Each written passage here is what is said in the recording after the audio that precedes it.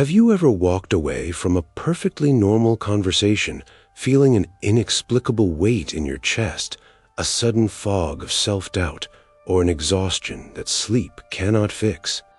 It is a subtle, haunting paradox. We surround ourselves with people who seem harmless, even friendly, yet our internal compass is screaming that something is wrong. We live in a world of invisible architecture where the structures we build, our friendships, our professional circles, our families, are not just social arrangements, but the very crucible in which our identity is forged. We believe we are the masters of our own will, the captains of our souls. Yet we are often little more than biological sponges, soaking up the silent poisons of those we allow into our inner sanctum. This is not merely about toxic people, a term that has become dangerously clinical and detached. This is about a hidden mechanism of human entropy that can turn a life of potential into a landscape of chaos without a single shout being raised. To understand why our environment has such a terrifying power over us, we must look back to the very dawn of our species, to a time when the tribe was not a choice, but a biological imperative for survival. In the ancestral wilderness, to be alone was to die. Therefore, our brains evolved to prioritize social cohesion over almost everything else, including our own well-being. This ancient survival drive created a deep-seated fear of being the outlier, the one who moves differently or seeks a higher path. Today, that same instinct manifests as the crab bucket effect, a phenomenon where, as soon as one individual begins to climb toward the light of a new level of development, the others instinctively reach up to pull them back down into the murky depths of the collective norm. They do not do this out of overt malice, but out of a primal, subconscious terror that your success highlights their stagnation. Consider the most insidious of these archetypes, the chronic whiner. On the surface, they are merely seeking a sympathetic ear, a container for their daily grievances. But in the crucible of extreme survival, in the high mountains or the deep wilderness, the presence of a single whiner is often the true cause of a team's demise. They do not just complain, they kill the group's faith in a favorable outcome, a psychological demoralization that is more lethal than any physical obstacle. In modern life, this manifests as a slow-acting toxin that erodes your belief in what is possible, turning your grandest ambitions into unrealistic fantasies. When you are constantly immersed in a jar of salt water, you cannot help but become a salted cucumber yourself, losing your freshness and your unique edge to the standards of those around you. Then there are the soft controllers, the individuals who wrap their chains in the velvet of concern. They might tell you that your new friends have bad karma, or that a certain career move is not really you, subtly steering you back into a position of childlike dependence while they occupy the role of the protective parent. This is a sophisticated form of social predation that steals your autonomy under the guise of love.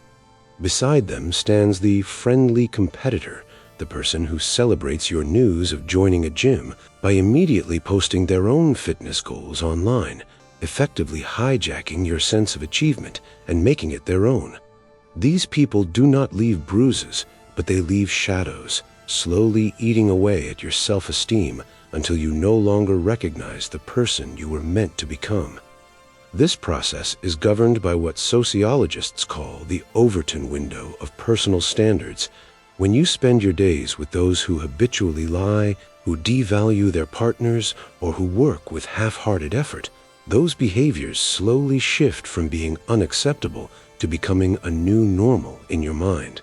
You begin to mirror their cynicism, their laziness, or their malice, often without realizing that you are adopting a character that was never yours to begin with.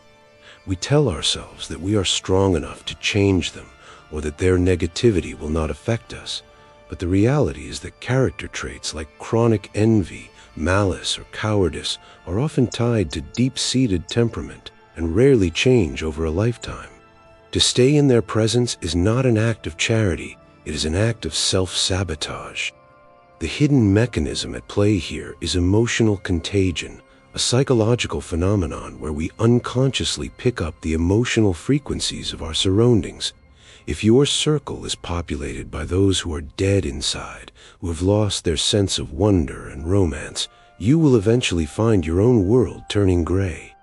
We are drawn to these people, often because they fill a void of responsibility within ourselves. We tolerate the whiner because they give us an excuse not to succeed, and we accept the controller because they relieve us of the burden of choice. We become donors in a parasitic relationship, giving away our energy and our time to those who only know how to take, all while losing the ability to receive the genuine support we actually need. The ultimate tragedy is that many of us stay in these salted jars because we fear the silence of being alone more than the noise of being diminished. We allow others to project their insecurities onto us, becoming the screens for their failures. But true growth, the kind that MindForge seeks to explore, requires a radical act of social hygiene. It requires the courage to recognize that a friend who always points out why you will fail is not being honest, but is actually protecting their own mediocrity from the threat of your evolution. The function of a true ally is not to critique your every move, but to hold a mirror that says, "I see you well," accepting you even in your moments of error, while fueling your drive to reach higher. In the end, the most frightening truth is not that these terrible types exist, but that your environment is the only part of the universe you can truly manage to ensure your own success or failure. You cannot change the wind, but you can certainly choose who is in the boat with you when the storm hits. If you find yourself in a circle where your growth is met with a "yes, but" or a silent rolling of the eyes, you are not in a community, you are in a cage. The architecture of your future is built from the people you see every day. If that structure is leaning toward the earth, it is only a matter of time before it collapses under the weight of their collective gravity. Your new life begins not with a new goal, but with the first time you have the strength to say no to a person who no longer fits the version of yourself you are becoming.